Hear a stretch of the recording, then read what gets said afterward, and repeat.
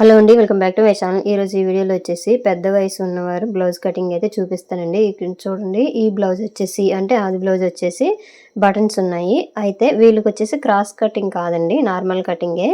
ఈ బ్లౌజ్ని ఏ విధంగా కట్ చేసుకుంటే మనకి చెస్ట్ అనేది అంటే వాళ్ళకి చెస్ట్ అనేది పట్టకుండా ఉంటుంది అనేసి వీడియోలో చెప్తానండి. వీడియో చివరి వరకు చూడండి ఫ్రెండ్స్. వీడియో నచ్చితే లైక్ చేయండి. ఫస్ట్ వచ్చేసి బ్లౌజ్ని నీట్గా ఇలా సర్దేసుకోండి. ఫ్రంట్ వైపు ఒకసారి చూసుకోండి ఎంత ఉందో చెస్ట్ కొలత అనేది. ఇందాక చూపించాను కదా, ఆ చెంక దగ్గర నుండి ఈ చెంక దగ్గర వరకు, లేదంటే ఇప్పుడు ఒక సైడ్ అనమాట. ఇప్పుడు నేను మామూలుగా బటన్స్ ఉన్న వైపు అయితే చూశానండి. చూస్తే ఎంత వచ్చిందంటే 7.5 వచ్చింది. లేదంటే ఒకవైపు 7.5 వచ్చిందనమాట. ఇప్పుడు చూడండి, లేదంటే ఇట్లా చూసేసుకోండి. ఎందుకంటే వీళ్ళకి ఇది క్రాస్ కటింగ్ కాదు కదండి, అందుకోసం సాగదు, జాగ్రత్తగా కట్ చేయాలన్నమాట. సో బ్యాక్ సైడ్ అయితే ఇట్లా పెట్టండి. ఈ సైడ్ని ఫస్ట్ కుట్టు ఉంది కదా, ఈ సైడ్ ఫస్ట్ కుట్టు వరకు ఇట్లా పెట్టేసుకోండి. పెట్టేసుకుంటే ఎంత వచ్చిందంటే 16 ఇంచులు, ఒకవైపు 16 వచ్చిందండి. అండ్ టోటల్గా 32 సైజ్ అనమాట ఈ బ్లౌజ్ అనేది. ఇప్పుడు ఈ 32 సైజ్ కాబట్టి నేను ఇప్పుడు ఇగోండి బ్లౌజ్ కటింగ్ చేసి చూపిస్తాను. అయితే మార్కింగ్ ఒరిజినల్ వైపు అయితే ఎక్కువ చేయను, అందుకోసం రాంగ్ సైడ్ చేస్తాను. రాంగ్ సైడ్ది ఇట్లా ఫోల్డింగ్ చేశాను. సో ఇప్పుడు చూడండి, ఈ చివరి అంచు ఉంది కదా, ఈ అంచు అనేది నేను హ్యాండ్స్కి పెట్టేస్తాను అనమాట. అందుకే ఇట్లా తిప్పాను. ఇప్పుడు బ్యాక్ పార్ట్ కటింగ్ అనేది ఫస్ట్ చూపిస్తానండి.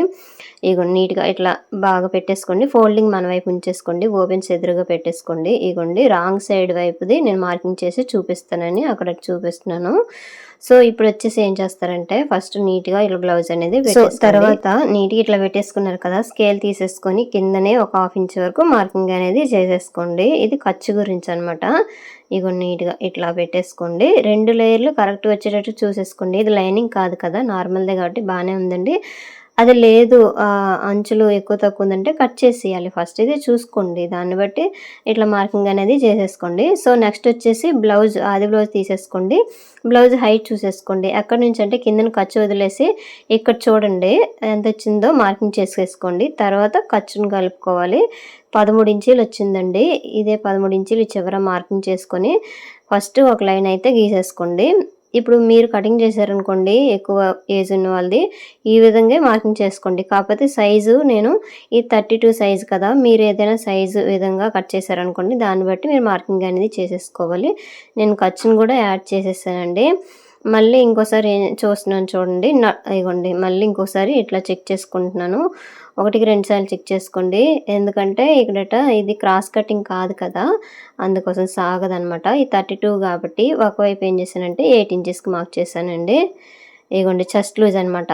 ఇది 4 ఫోల్డింగ్లు ఉంటాయి కదా, ఎందుకంటే ఫ్రంట్ 2 బ్యాక్ 2 కాబట్టి ఒక దీని మీద 8 ఇంచెస్కి మార్క్ చేశాను. అలాగే ఇక్కడ నడుము లూజ్ అయితే కొలిచానండి. నడుము లూజ్ వచ్చేసి 30 ఉంది. 30 ఉంది కాబట్టి 7.5కి ఇట్లా మార్కింగ్ చేసేసి మళ్ళీ 1 ఇంచ్ డాట్స్కి 2 ఇంచెస్ ఖర్చుకు అనమాట. ఇగోండి చూసారు కదా, ఈ విధంగా అనమాట. సో ఇట్లా అయిపోయినాక ఇలా లైన్ గీసేయండి నీట్గా. ఇది ఖర్చుకండి, ఖర్చు మన ఇష్టం. 1.5 అయినా పెట్టేసుకోవచ్చు ఇంచెస్, లేదంటే 2 ఇంచెస్ అయినా పెట్టేసుకోవచ్చు. సో తర్వాత వచ్చేసి ఇప్పుడు బ్లౌజ్ నీట్గా ఇట్లాగా సైడ్ జాయింట్లు వేస్తాం కదండి, అది పట్టేసుకుంటే ఇక్కడ నడుము వచ్చేస్తుందండి. నడుము ఎంత ఉందని చూసేసుకోవాలి. ఇక్కడ చూసారా, ఇది పెద్దవాళ్ళ బ్లౌజ్ కదా, నడుము అనేది ఎక్కువ ఉంటుంది అనమాట. అందుకోసము ఇట్లా మార్క్ చేసుకున్నాక మిగతాది నెక్ చూసారు కదా, ఇంతే అనమాట వచ్చింది. అంత వచ్చిందంటే 6 ఇంచీలు వచ్చింది నెక్. వీళ్ళకైతే నేనైతే భుజాలు జారకుండా 2.5 ఇంచీలు అయితే పెడుతున్నానండి. తర్వాత ఈ చిన్న షోల్డర్ ఉంది కదా, ఈ చిన్న షోల్డర్ వచ్చేసి ఆది బ్లౌజ్లో ఎంత ఉందో అంత పెట్టేసి ఖర్చు అయితే యాడ్ చేశాను. సో నెక్స్ట్ పైన ఎంత వచ్చిందంటే 5.5 వచ్చింది కదండి, 5.5కి 1/4 ఇంచు కలిపాను. కలిపేసి పావుతోకు ఆరు పెట్టాను. చెంగడం అనేసి ఫస్ట్ అయితే నేను 6 ఇంచులు అయితే పెట్టానండి. పెట్టేసి ఈ కార్నర్లోన 1.5 ఇస్తాను. చూస్తాను ఫస్ట్ అయితే ఆర్మ్ లూజ్ ఎంత ఉందో ఒకసారి ఆది బ్లౌజ్లోని చెక్ చేసేసుకోండి. ఇక నీట్గా ఇట్లా పెట్టేసుకోండి. ఇలా బ్యాక్ సైడ్ నాకు ఎంత వచ్చింది, 8 మీద 4 వచ్చింది, అంటే 8 దగ్గర వచ్చిందండి. అందుకోసం ఈ కార్నర్లో 1.5 పెట్టేసి నార్మల్ ఫ్రీ హ్యాండ్ తోటి ఇట్లాగా రౌండ్ అనేది ఇలా గీసేసుకోండి. లేదంటే స్కేల్ ఉంది కదా, సైడ్ని కనిపిస్తుంది కదా, ఆ స్కేల్తోనైనా ఇలాగ రౌండ్ గీసేసుకోవచ్చు. ఫస్ట్ అయితే ఇలా ఫస్ట్ ఇగోండి ఈ స్కేల్ పెట్టేసైనా ఈ విధంగా గీసేసుకోవచ్చు. ఒకవేళ మీకు నీట్గా రాలేదు అనిపిస్తే ఇగోండి ఇలాగా చూసారు కదా. ఇప్పుడైతే ఒకసారి చూస్తున్నానండి ఎంత వచ్చిందని చెప్పేసి, నాకైతే మ్యాచ్ అవ్వలేదు. ఇగోండి చూడండి మ్యాచ్ అవ్వలేదు. కొంచెం 1/4 ఇంచ్ అయితే కిందకి దించుతున్నాను మళ్ళీ. దించేసి మళ్ళీ 1:30కి ఇట్లా రౌండ్ అనేది గీసేసి ఇగోండి మళ్ళీ ఖర్చు వదిలేసానండి. ఖర్చు వదిలేసి అయితే ఇప్పుడు చూస్తున్నాను. నాకైతే ఇప్పుడు సరిపోయింది.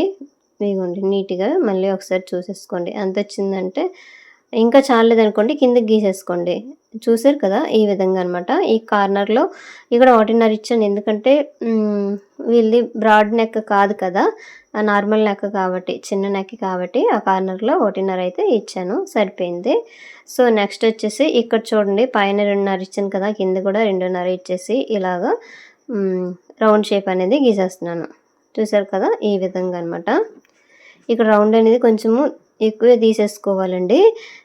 లేదంటే పట్టేస్తదనమాట. భుజాలనేవి గట్టి పట్టేసినట్టు ఉంటది. సో, నెక్స్ట్ వచ్చేసి ఇక్కడ డాట్స్, బ్యాక్ డాట్లనమాట వేస్తాం కదా! బ్యాక్ పార్ట్‌కి ఈ విధంగా మార్కింగ్ అనేది చేసేసుకోవాలి.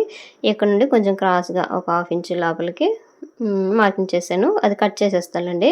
సో, తర్వాత ఈ సైడ్‌వి కరెక్ట్‌గా సరిపోయిందా లేదని 1, 2 సార్లు చెక్ చేసుకోండి. సో, బ్యాక్ పార్ట్ అయితే అయిపోయిందండి. ఇప్పుడు కట్ చేసేయడమే. మళ్ళీ ఒకసారి ఇది చూసేసుకోండి. లేదంటే వీళ్ళు చెస్ట్ పట్టేస్తదనమాట.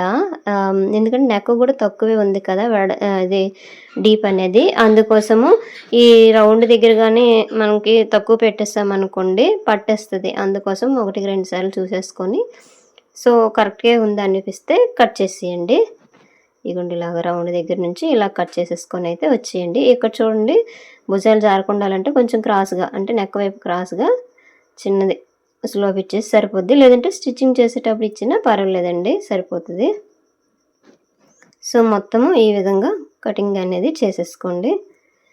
ఇగోండి నీట్‌గా ఇక్కడ క్రాస్‌గా వచ్చేసింది కదా! ఇక్కడ కట్ చేస్తాను చూడండి. ఇగోండి ఇది. ఇలా తీసేయాలి.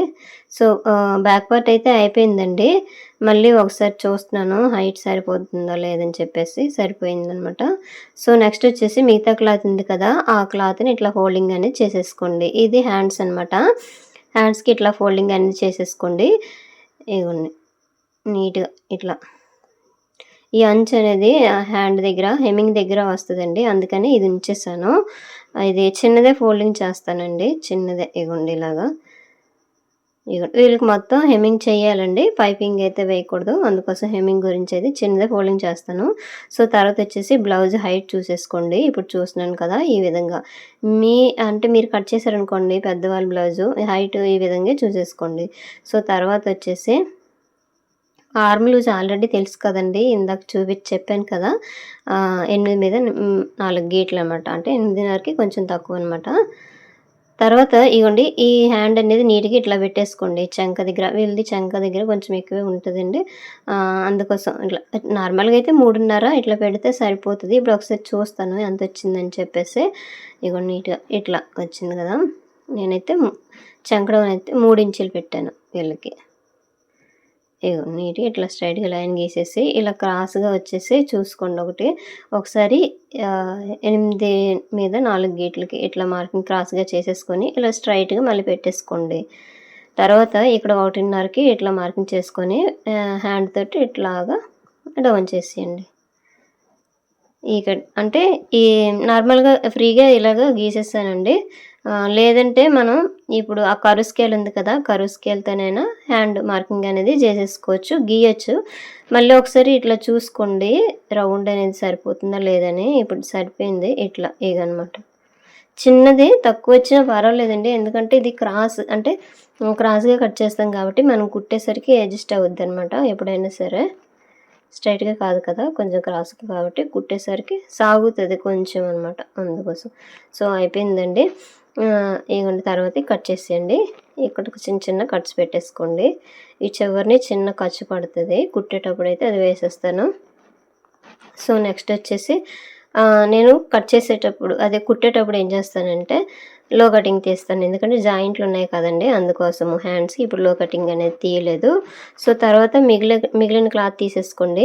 ఇలా క్రాస్‌గా అయితే ఇట్లా వేసేసుకోండి. స్ట్రెయిట్‌గా అయితే ఇప్పుడు నేను వీడియోలో చూపిస్తున్నాను కదా! ఈ విధంగా వేసేసుకోండి. ఇది నార్మల్ కటింగే కాబట్టి నేను ఇలాగ స్ట్రెయిట్‌గా వేసేసాను. ఈ బ్యాక్ పార్ట్ ఏ విధంగా ఉందో అలాగే మార్కింగ్ అని చేసేయండి. ఇగో నీట్‌గా ఇట్లా చేసుకోండి. రౌండ్‌గా ఇలాగా చేశారు కదా! ఈ బ్యాక్ పార్ట్ తీసేయండి. తీసేసినాక ఫస్ట్ వచ్చేసి ఈ నెక్ ఎంతుందో ఖర్చు వదిలేయండి. బ్లౌజ్‌లోన నెక్ ఏ విధంగా ఉందో అలాగే మార్కింగ్ అనేది చేసేసుకోండి. ఇగోండి ఇలాగా నీట్గా ఇలాగ రౌండ్ అనేది ఇచ్చేయండి. తర్వాత నెక్స్ట్ వచ్చేసి నార్మల్గా మనము క్రాస్ కటింగ్ బ్లౌజ్ అయితే 4 హుక్స్ వరకు కదా, ఇదేం చేస్తారంటే మన బటన్స్ అనమాట, కింద నుంచి ఒక బటన్ వదిలేయండి, మిగతాది అయితే అట్లా మార్కింగ్ చేసేసుకోండి. తర్వాత బ్లౌజ్ హైట్ ఫ్రంట్ హైట్ చూసేసుకోవాలి, ఖర్చు వదిలేసి ఫస్ట్ డాట్ వరకు ఎంత ఉందో ఒకసారి మార్కింగ్ అనేది చేసేసుకోండి.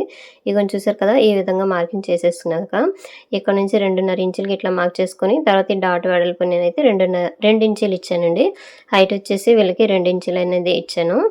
ఇగోండి ఇలాగా కరువు లాగా ఇలా తీసేసి ఈ లోపలికి సైడ్కి లోపలికి వచ్చేసాక 1/4 ఇంచు లోపలికి కట్ చేసి నెక్స్ట్ ఈ చంక దగ్గర లో కటింగ్ ఒక 1/2 ఇంచ్ వరకు తీసుకోండి. నేనైతే ఇప్పుడు డాట్స్కి ఇట్లా మార్కింగ్ చేస్తాను. మెయిన్ డాట్ వేసినాక ఎదురుగా చంకలో ఉండే డాట్ వస్తుంది, ఆ రెండింటికి మధ్యలోన కాజా పట్టి లేదంటే ఉక్స్ పట్టి డాట్ వస్తుంది. తర్వాత ఇక్కడ ఒకసారి చూసుకుంటున్నానండి, ఖర్చుకి ఇట్లా మార్క్ చేశాను కదా, అక్కడ అటు సరిపోతుందా లేదని ఒకసారి బ్లౌజ్ని బట్టి చూసేసుకుంటున్నాను. సో అయిపోయిందండి, ఫ్రంట్ పార్ట్ కూడా ఈ విధంగా మార్కింగ్ చేసుకోవచ్చు. ఏంటంటే ఇక్కడ నార్మల్గా బ్యాక్ది ఫ్రంట్ది 2 కలిపి కూడా మనము ఫోల్డింగ్ చేసేసి కట్ చేసేసుకోవచ్చండి, ఎందుకంటే ఇది క్రాస్ కటింగ్ కాదు కదా. కానీ ఈ క్లాత్ అనేది చాలదని చెప్పేసి నేనైతే దేనికదే డైవర్ట్ చేసి కట్ చేస్తున్నాను. ఇగోండి సేమ్ ఇదే విధంగా కట్ చేసేసాను. సో చూసారు కదండి, ఈ విధంగా అనమాట పెద్దవారి బ్లౌజులు అయినా సరే చాలా సింపుల్గా కట్ చేసేయవచ్చు. ఇగోండి డాట్స్ దగ్గర చిన్న చిన్న కట్స్ అనేవి పెట్టేసుకోండి. ఫ్రంట్ పార్ట్ అయిపోయింది. ఇగోండి ఫస్ట్ అయితే బ్యాక్ పార్ట్, అలాగే ఫ్రంట్ పార్ట్ మీద పెట్టేసాను చూసారా.